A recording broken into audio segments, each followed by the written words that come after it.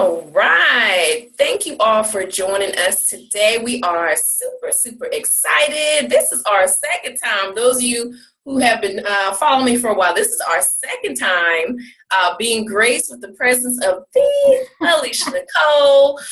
We just love having her here. She is a writer and a business coach and mentor for women primarily who are looking to make sure that they're living a life of purpose and creating a business that is about that purpose as well. And so we are just so fortunate to have you with us again. Thank you so much for having me. I'm excited. Awesome. Well, we are going to go ahead and jump into your first question. And okay. Want to know a little bit about you outside of writing. What do you do? What does Alisha Nicole do for fun? Yeah, so I would love to say that I travel the world and I like knit scarves and stuff, but honestly I don't. I am a bit of a workaholic, so really outside the Alisha Nicole, I'm just Alisha. So it really takes up a lot of my time, but I will say when I'm not coaching, when I'm not writing, you can find me reading a book. So I guess it's kind of like my hobby. I have tons of books I love breezing through. I'm in love with Netflix, so we have like a personal relationship going on. So it really just like relaxing, spending time with like my fiance and my dog or my family and friends. So nothing too crazy, but I do try to lead a normal life as much as possible. Awesome. Yeah. Well, we can tell you've been working hard. You've got a lot of great things going on. And for our listeners that don't know anything about you, we are definitely going to let you tell us a bit more about that. But before we do, can you tell us, when did you first become interested in writing? So I have felt I was a writer probably since I was about 6 or 7 years old. So when all the kids were going into Walmart and they would go straight to like the Barbies and toys, I was in like the stationery aisle, begging my mom for like the Lisa Frank ink pens and notebooks. Like I was obsessed with markers, everything. And I remember like earliest memory of me writing is I begged her for like this 5-subject notebook. I don't know why I wanted it so bad. It was probably like $3 or something. I begged her for like this 5-subject notebook, and I said, I'm going to write a chapter book.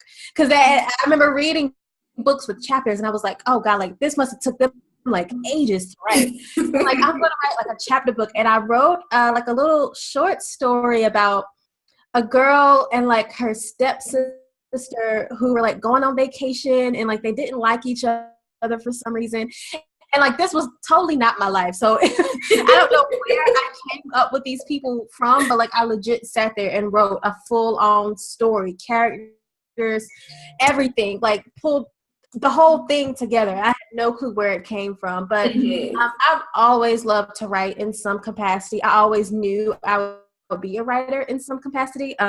It switched up a lot as I got older, and you know how it is when you get older, people tell you, oh, you're not going to make any money from that, or you need to be doing this. Yeah, so it switched up a lot. So I went from wanting to be a writer, writing short stories, to being an artist, but I quickly realized I couldn't draw, to wanting to be a journalist. And then I got to college, and everybody was like, print media is dead. You're wasting your time. So I went from journalism to just English, and then I was like, well, I don't know what I'm doing with this. And then I went from English to public relations. So I really thought I was going to be a publicist to like Beyonce or somebody. So it's really all over the place as to what I wanted to do, but to the root of it all, I always knew I would be a writer in some capacity. And to be honest, I think that's the common trend. I know you haven't had a chance to hear all the interviews yet, but I promise you that's a common trend I've heard from everyone. In some form or fashion, we all started as a kid. And I just think that's incredible how, you know, and a lot of us have been told, like you said, oh, you're never going to make money from writing. You just need to forget about that. Find a real job. And Right. But Yeah, it's insane. Yeah, it's insane how our childhood selves, beyond just wanting to be like a princess or an astronaut or something crazy, like how much we knew back then what we wanted to do, but then we allowed like society and like adults yes. tell us that it wasn't possible. So yeah, I wrote a blog post about it before, how your childhood can actually depict your purpose in life. So yeah, it's definitely interesting. I hear it a lot too. Yeah. So all of our listeners, go back to your childhood dream. It's Right. probably a lot closer to what you really want to do anyway. So. Right. Exactly. So you talked a little bit about, not having all the support, that you may have wanted. What were some specific barriers that held you back from showcasing your work initially? So definitely, not so much as like when I was a child, because I feel like my mom was always like that mom who rooted me on no matter what I wanted to do. But I felt it a lot definitely when I was in college, because that's kind of like the turning point of your life, really. It's like, all right, you need to figure out what you're going to do with your life. And I think a lot of that pressure, even though I wanted to write, like I wrote for like our college newspaper, like I was legit like a journalist, like that's what I went to school for. But I kept allowing people to tell me, oh, print is dead. So all the internships and things that I wanted, I didn't go after because it's not going to make me any money. Right. Back then I was thinking it has to make me money. I wasn't even thinking about what would literally just make me happy, or what I could see myself doing for the rest of my life. So it was more of like just being pushed and told. And these were professors. It wasn't even just students. These were like professors telling me this. So yeah, so that was definitely a barrier. And then too, like as I've grown as like a business coach too, and knowing what can be profitable, what's going to make me money now, what's going to make me money later.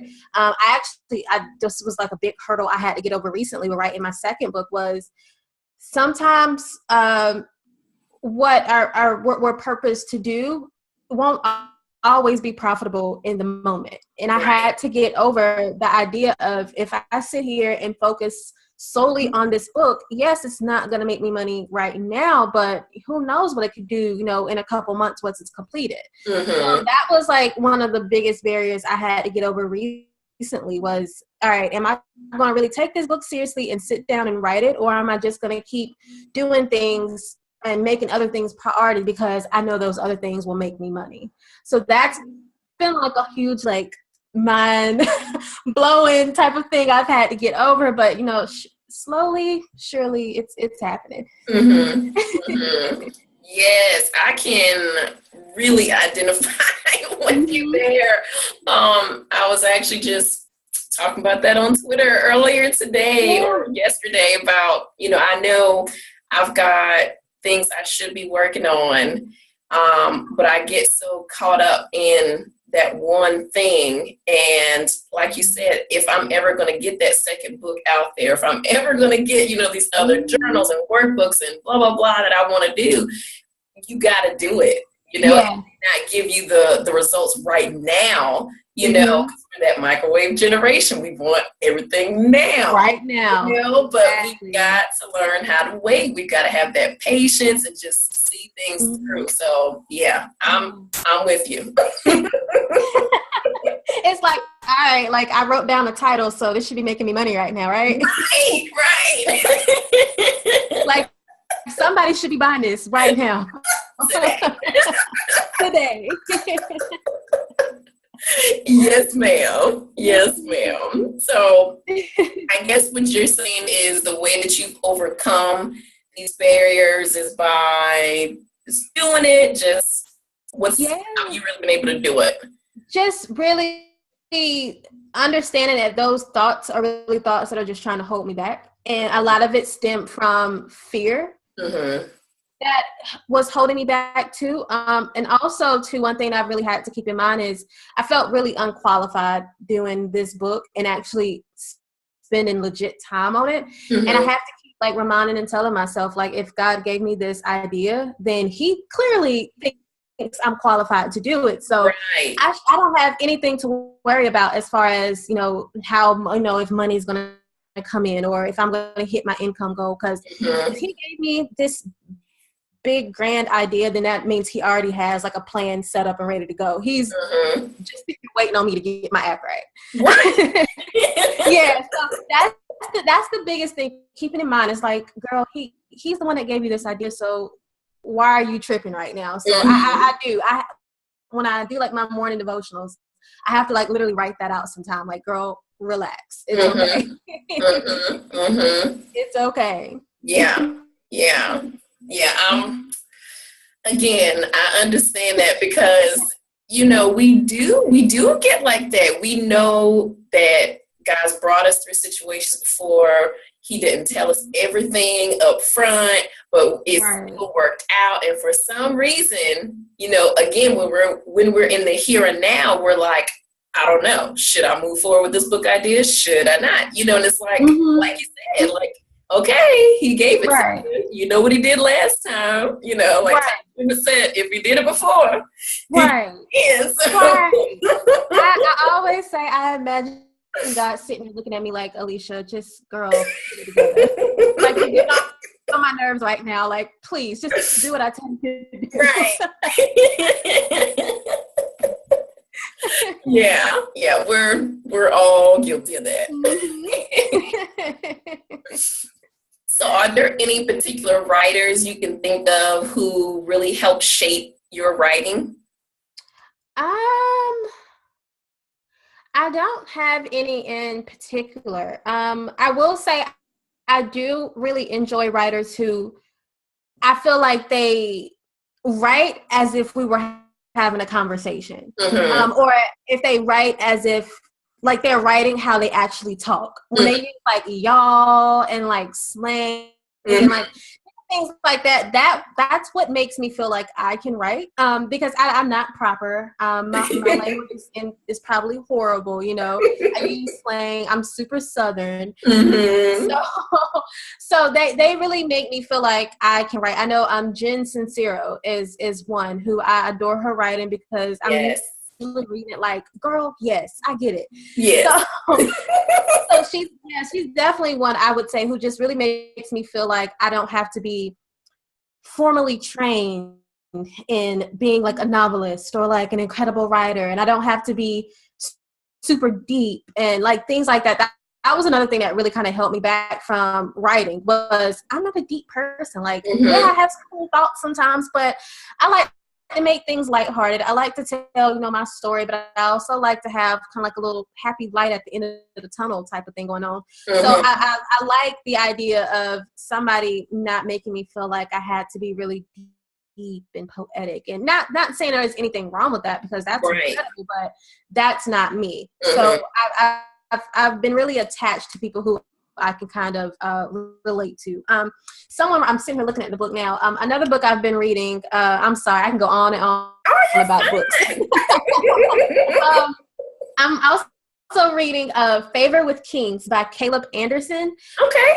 And he takes you through like the story of like Maya in the Bible, but the way he does it really humorous. So it's not like you're sitting through like Sunday school kind of reading it. Like he makes it humorous. He like relates it back to like real life situations and like stories and things he's been through, and it's really an amazing book. And I think a lot of it is because he talks or he writes as if he's talking to like a real person, or we're talking one-on-one or face to face. So I definitely love writers who can just keep it real. Right. Yeah. We certainly have enough fake going on, and I hate to use the word fake, but I mean essentially that's kind of what it is. We all do want to put our best foot forward, and I'm not saying we should present ourselves sloppy, but I mean, you have to have the element of realness and authenticity to really make that connection with the writer, and I wholeheartedly agree. And it's so funny, just piggybacking off something you said a lot, girl. I'm sorry. No, that's good because my brain was like, oh my gosh, somebody else said that. Somebody else said that. So one of the things that you said was feeling like your writing wasn't deep enough. And I find that to be so interesting because there's another writer that I follow. I won't name her because I did ask permission to name her, but this particular writer I follow mentioned the same thing. She was like, oh my gosh, I follow this person and that person, and to me their writing is really deep and blah, blah, blah, blah, blah. And she was like, I just feel like my writing's not that deep. Yeah. But I mean, she's got a super huge following, and I'm like, girl, your writing is fine. All of us are not meant to write the same way. Our journey has its own thumbprint. Exactly. And there's nothing to be ashamed of. Yeah, and that's like a real life worry that I had. And what held me back for almost a year from starting this book was I follow like a lot of other writers and I read their work and I'm like, how did y'all come up with that? Like, how did you make that analogy? Like, how is not that deep? Or I would say like, gosh, what I wrote was not going to make anybody cry. And like, I'm reading your work and I'm sitting here like in tears, like hyperventilating. Like, I had to learn like, there's different genres for a reason. And just because you don't fit into their genre doesn't mean, there's 1,000 others that you could possibly, write within. So that's a real life worry though. I'm serious. I feel like every writer, at some point goes through that. Yeah, for sure. I've got my writer people I look at and I'm just like, dang, girl. I don't know where you came up with that. Right.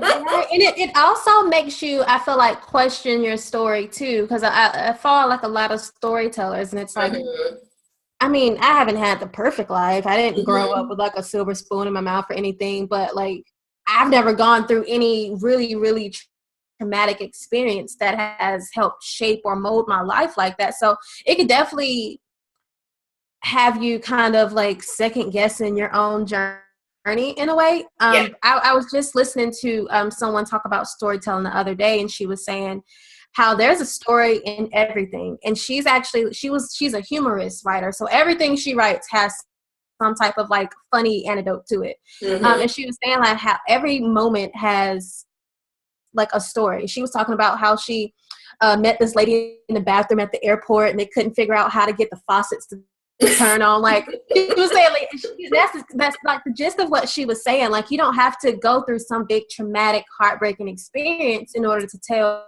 a good story. So I was like, okay, now, all right, this makes me feel a whole lot better. I can do this. Right.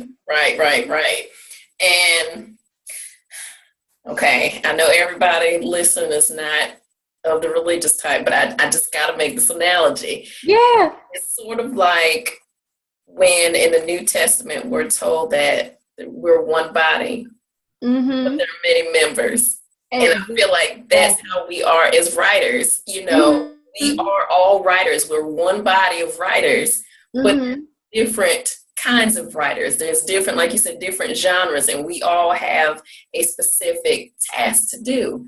And that's kind of what I had to tell myself at the beginning of this year. When I did my vision board is stay in your lane. It's okay. It's okay. Stay in your lane. So I had to make that analogy. Yeah, no, that makes perfect sense. It really does. Like, you were given this one specific idea for a reason. Don't be hopping over into everybody and their mama's ideas. Like, focus on your own thing and you'll be okay. For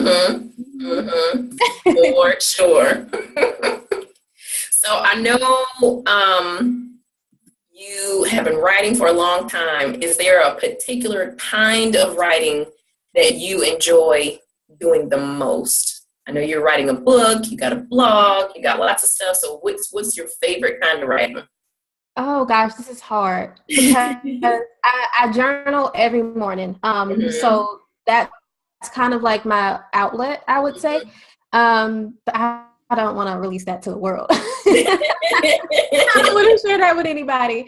I will say I do love the how-to type of things. Like I love reading a book and feeling like I can take something and implement it into my own life, which is what literally the majority of all of my blog posts are about. It's what my first book, The Blogpreneur, is about. It's literally how to do X and O, or like walking you through step by step of doing something, or building a business or building a blog. I also really, really do love self-help books, but not like I always call them like woo-woo self-help books where it's like follow your heart and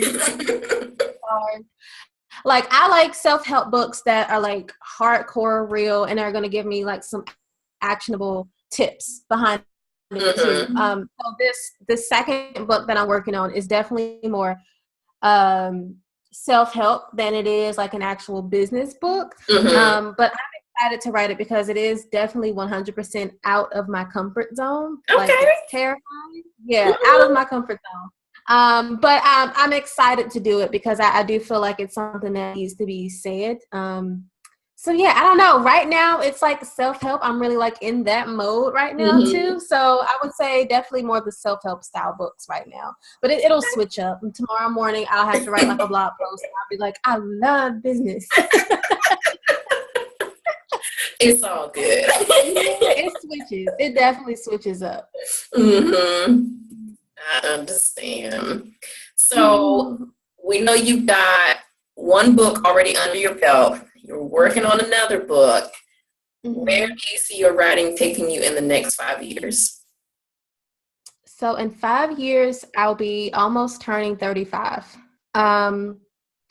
Definitely, I want like a big book deal. Like I love self-publishing, but I feel like book deal is like on my ultimate like bucket list of things to do. So I would love that. I want my writing to open up the doors for other things as well. So I definitely see myself hosting like in-person workshops on topics, doing different speaking engagements. So that's another thing that's completely out of my comfort zone, but it's also something I'm really, really intrigued about too. So I definitely, I wanted to lead me to, speaking around the world, speaking around the country, doing different workshops, and really just providing me with a platform to show other creative women how to live on purpose and to build their brand on purpose as well, because I feel like you need the living part before you can really do the business part really well. Right. So yeah, I really wanted to just expand my reach, expand my platform, and just allow me to further share my message and purpose. Okay, so more good writing in store. Yeah, and I love like I said, I love self-help. I love business books, but my ultimate goal would be like a 60-year-old woman, writing like fiction novels about my college years or something crazy. Like once I retire and I can like, have a seat somewhere and have like my grandkids taking care of me, I want to like sit and just relax and write fiction. That would be fun, but that's definitely way beyond right now. Okay, all right. Well, what would you say to the writers that are listening who they want to build this brand on authenticity, right? But they're seeing, this author is really blown up by doing this and this person's blown up by doing that. What advice do you have for that writer to give themselves permission to be their own authentic self? I would first say to block out the noise, or block out what you feel like you're comparing yourself to. I love to read. I will consume a book in a heartbeat, but I've also learned through this writing process too that as soon as I get that little twinge or feeling of, oh my gosh, this is good, I'll never be able to write this, close it up, move on. Like don't even like put yourself in that situation to where you are consuming so much to the point where you can't focus on your own work. I would also say too, I know this is going to sound cheesy and woo-woo, like I just said I didn't like. But I would say literally like write from the heart. Like don't worry about grammar, don't worry about structure and all that just yet. Like I like to go into my writing as if I'm journaling, because that's one of the best ways I kind of like de-stress. Is I just sit there and I just brain dump and I write and I write and I write, and then I go back and kind of like try to edit and structure things. Right. So I would definitely say, not to overthink the process, and to just kind of like freely write from the heart. You can go back and add in things, you can rearrange things later, but the biggest thing is just getting your thoughts out of your head and onto paper. I will also say I know you said one piece of advice, and I'm going on. It's fun. I'm sorry. I would also say too, to come up with your own like writing process. I'm not one of those people who can put on my schedule Tuesday at 10:30 I'm going to sit down, I'm going to write on this book. I'm more of a, when I feel it, and that's if I have to push everything to the side at that moment, I'm going to sit here and get these thoughts out my head. So and some people are like really structured where they know every Monday, Tuesday, and Wednesday they're going to sit there and write. Right. So I would say definitely think of like your own process, and get into a good groove of making it a habit. And also sometimes too that you're gonna have to write even when you don't feel like writing. But that's one of those, in those seasons or moments where you really just have to sit there and just brain dump and not overthink it. Like just let it flow. I know that was a lot. No, that's fine. I was just gonna say I really like the whole telling everyone to make their own writing process, because everyone's schedule is different. You've got some people that still have a 9 to 5. You got some people that are working from home, full time on their business. It's just so many different things, and what works for one may not work for the other. Personally, because of all the shenanigans in my life right now with family, friends, just all the stuff right now, I personally write a lot of times in the wee hours of the morning. That's what works for me. Now I suffer for the next day, but it's what works for me. And it took me a while to come to that. I used to beat myself up about it, and but hey, like you said, you just got to find what works for you. Yeah. I was listening to this Marie Forleo interview. I think it was with Cheryl. Is it Cheryl Strait? Author of Wild? I think it is Cheryl Strait. I think it was. But she was saying how like she was talking to this woman, and she was saying how she didn't feel comfortable calling herself a writer. And she was like, because she only had time to write, one weekend out of the month when her kids weren't home. And the lady she was interviewing was saying, even if you only get to write once a month or, once every other week, you're still a writer because you know what? You're writing. So it doesn't matter how often you're doing it. It doesn't matter, what big works you have in the process. If you're sitting down writing something at some point, you're a writer. So that made me feel like a lot better too. It's like, all right, if I skip a few days and I don't look at this outline, I'm all right. Cause you know what, next week I'll, really go with it at full force. So I like that we have to really stop putting those kind of like boundaries around ourselves. I agree, because I think we formulate this idea of what we consider a writer to be, and that messes up when we fall short, and we're always going to fall short in some area. But I think that's a really good piece of advice, is to not base our vision of a writer on things that may not even be possible for our lives at this time. And it's okay. Exactly. Like, do you, boo? Right. All right. So we know you've got some works in progress. Tell us all about it. Spill all the tea. We want to know. Tell us about it. So, right now, big focus is writing my second book. It's going to be called Living Over Existing. Mm-hmm. It was kind of like a mantra that I came up with when I started my very first business back in the day, which was selling jewelry, but that's a whole different news story. But yeah, it's something that's really stuck with me over the years. And the basis of the book is the different mental shifts or mind shifts that women have to get over in order for them to really reach their level of desired success. Mm-hmm. So what really stops women from getting that big idea and actually turning it into a profitable business? So I've noticed over the years of talking with clients that a lot of women, they're not short of great ideas. Mm-hmm. They may even know, a little bit of what they need to do next. But what really holds them back when we dig deeper into it is the fear of failing, or even the fear of succeeding. Right. It's getting over like that self-doubt and kind of getting over those thoughts of them telling themselves that they can't do it or it's not possible. Getting through like comparison, and even like somebody for me, getting through the anxiety of it all. Mm-hmm. So a lot of times what stops women from being successful isn't the lack of know-how, because we live in a world where Google is accessible everywhere. Yes. There are coaches, there are e-courses, there are webinars. Like, lack of know-how, usually isn't the main reason that stops most women, because you can find the answer somewhere. A lot of the times it's those mental blocks or those mind shift changes that have to happen before they can even get to the point of starting. So like this book is definitely out of my comfort zone, because I'm usually on the other end telling people how to start the business. Mm-hmm. Mm-hmm. But these are things that like I felt really, really helped me back in, what kind of got me a late start, I feel like, in my business journey.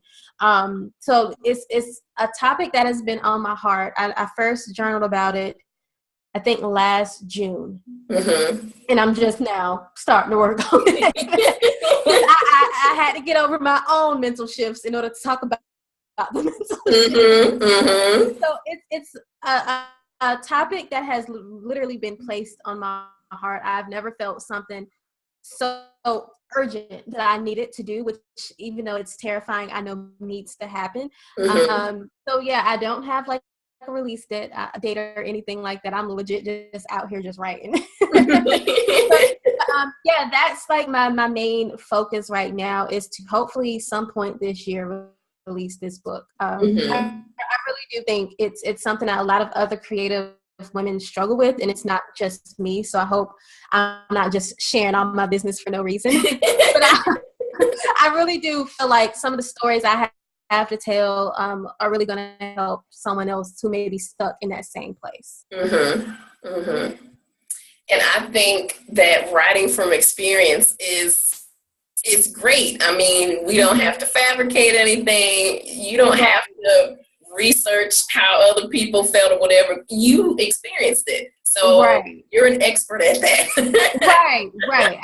I'm going to tell y'all about like these panic attacks and the times I've sat in Barnes & Noble looking at business books and had to like battle with myself on, don't buy this. You're not going to start this business. So yeah. I'm going to be like spilling all the tea on myself. But I definitely do hope it turns out to be something that, well, I always say change the world. And I'm going to keep dreaming big. I'm going to keep dreaming big about it. Mm-hmm. So change somebody in this world. So I'm excited about it. Good. All right. So we got the blogpreneur, and now we've got living over existing. Mm-hmm. I'm excited about it. Thank you.